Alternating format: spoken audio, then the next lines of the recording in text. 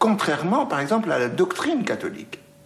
Parce que vous avez dans la doctrine catholique, vous avez la doctrine, vous avez les gardiens de la doctrine, et vous avez le droit canon, par exemple, etc., qui sont des éléments très importants et pour lesquels on forme des gens compétents. Et donc la position de Kadhafi consiste à dire que, au fond, chaque musulman peut lire le Coran et en donner l'interprétation qu'il sent, qu'il voit, et qui soit compatible avec la situation qui est la sienne.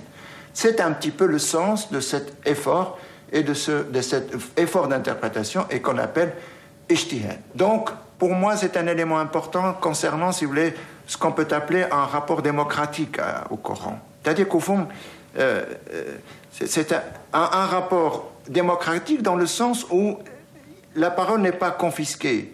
Et cette idée, si vous voulez, de ijtihad introduit, si vous voulez, cet élément nouveau, c'est qu'il n'y a pas le monopole du sacré.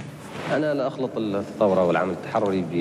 ne mélange pas la révolution avec les mouvements de libération à caractère religieux ou racial ou autre. L'homme est digne de la liberté, quelle que soit sa religion, quelle que soit sa race. Et les peuples opprimés ont le droit de faire leur révolution, qu'elle soit dans la terre d'islam ou ailleurs. Est-ce que vous considérez que l'imam Khomeini est un modèle pour l'islam ?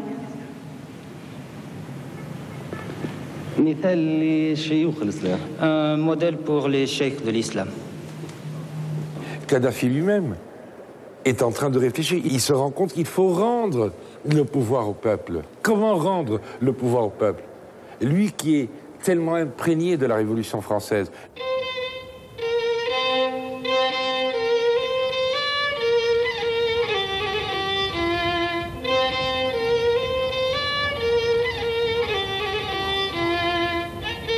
On croit qu'il règne sur la Libye.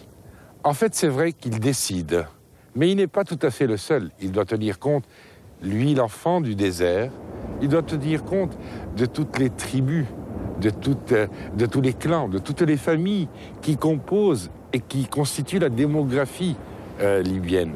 C'est ça le plus important. Il va commencer par réfléchir comment il peut y avoir des comités populaires de base, les Cha'biyat, jusqu'à arriver à l'Assemblée du peuple, le Parlement. Et à partir de là, il leur dit, il leur répète, prenez des initiatives, le pouvoir c'est vous.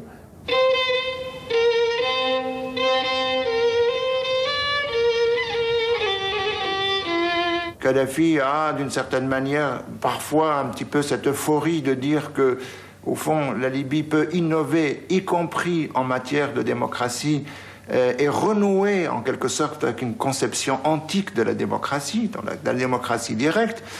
Il y a donc eu, si vous voulez, à partir de 1969, et surtout après la révolution dite culturelle de 1973, cette idée de radicaliser la vie politique et d'instaurer une espèce de démocratie directe. Et en principe, ces comités populaires, donc ces formes d'exécutif, sont l'émanation de ces congrès populaires. Les congrès populaires regroupent donc tous ceux qui sont en âge de voter, 18 ans, et qui sont en âge de délibérer des questions politiques. Donc, la démocratie, au sens où Kadhafi l'entend, c'est un système de gouvernement où le peuple délibère dans les congrès populaires, et de ces congrès populaires sortent des organes exécutifs qui ont pour charge d'appliquer ce qui a été décidé au congrès populaire. Les masses populaires prendront le pouvoir un peu partout et érigeront le pouvoir populaire par le canal des congrès populaires de base et les comités populaires. Même en France, malheureusement, la Jamaïrie a été avortée par 2 fois en France. Premièrement, après l'écroulement de la Bastille, et l'autre lorsque en 64 ou plutôt en 68, lors de la révolution de 68, la révolution estudiantine, qui a vu naître plusieurs comités un peu partout, mais la révolution populaire a été avortée en France. Mais les peuples seront néanmoins les vainqueurs. Et c'est là où il y a un élément de complexité, c'est-à-dire que les grandes orientations concernant les aspects économiques, les aspects sociaux, les aspects juridiques, ne viennent pas évidemment de la société elle-même. On n'est pas dans le gouvernement spontané. Il y a une impulsion, en quelque sorte, qui vient de Kadhafi et de ceux qui sont autour de lui. Cette stratégie de légitimation des pouvoirs et la stratégie de ces innovations politiques, il ne va pas les chercher dans une légitimité démocratique. Il va les chercher dans ce qu'il pense être la légitimité coranique, effort d'interprétation, ijtihad, et dans le fait qu'il va constituer autour de lui un certain nombre d'acteurs, acteurs sociaux, les femmes, pas seulement les femmes, aussi les comités révolutionnaires, et les rapports qu'il a avec eux peuvent être interprétés à l'image de ce qu'a été le rapport du prophète aux compagnons.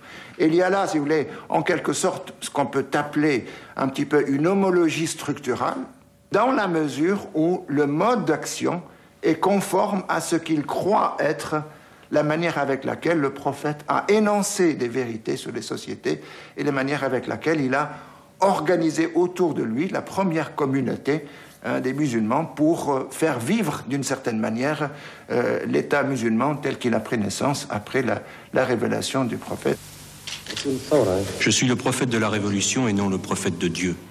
Cette démocratie directe, ce gouvernement du peuple par le peuple, cette utopie révolutionnaire ne va pas sans conséquences. Je ne sais pas comment il est arrivé à cette idée-là, le pouvoir du peuple. Donc, et là, on a commencé à voir le livre vert. Et ensuite, on est passé au comité révolutionnaire, que moi je considère que c'est la période... c'est une tache noire dans le parcours du colonel Kadhafi. Pourquoi? Parce que les comités révolutionnaires, ils ont maltraité la population. Donc, ils ont cru à un moment donné qu'ils tenaient tout en main. C'est la révolution culturelle chinoise. C'est ça. Oui, si vous voulez, c'est un peu ça, mais bon, à la libyenne, si vous voulez. Et là, il y a eu beaucoup de bavures, beaucoup d'erreurs vis-à-vis des Libyens. On l'accusera d'éliminer ses opposants. Il dit lui-même, ce ne sont pas mes opposants. Ils sont des opposants de la République, de la Jamahiriya. Encore Saint-Just, encore Robespierre. Et il reviendra là-dessus à plusieurs reprises. Qui peut protester contre qui alors que c'est le peuple qui détient le pouvoir? En Libye, il n'y a pas de gouvernement. Et il n'y a pas de parti au pouvoir ni de parti d'opposition. Le pouvoir est entièrement entre les mains du peuple à travers les congrès populaires de base et les comités populaires. Il n'y a aucun sens à l'opposition dans un contexte où le peuple ne peut s'opposer à lui-même puisqu'il détient lui-même le pouvoir. Aujourd'hui, on ne peut pas dire qu'il y ait une opposition en Libye, non. Installés dans les plus petits villages, les comités révolutionnaires seront donc, bien qu'écoutés, seulement consultés par le guide. Ainsi, pour irriguer le pays, Kadhafi décidera de lancer le projet de grandes rivières artificielles pour pomper l'eau enfouie sous les sables depuis des millénaires. Ce gigantesque système d'arrosage coûtera plus de 3 milliards de dollars payés grâce aux revenus du pétrole. Il sera éphémère car il n'existe que 50 années de réserve d'eau fossile. La Libye, c'est entre 3 et 5% de terre arable. Aujourd'hui, à Kobao, à quelques mètres des greniers fortifiés de Kobao, là où les paysans entassaient leur huile, leurs céréales et tout ce dont ils avaient besoin pour toute la saison, on comprend réellement ce besoin de sortir de l'eau du centre de la terre. En Égypte, il y a le dieu Nil. Ici, il n'y a point de dieu fleuve. Donc on a besoin de cette eau. Ce projet pharaonique, certainement, décrié de grandes rivières par certains, est limité dans le temps. Kadhafi lui-même, quand il a annoncé, il a dit, mais dans 50 ans, parce que ça ne durera que 50 ans, ne venez pas me dire, il n'y a plus d'eau. Oui, il n'y aura plus d'eau. Mais au moins, pendant ces 50 ans, on pourra peut-être agir sur le microclimat.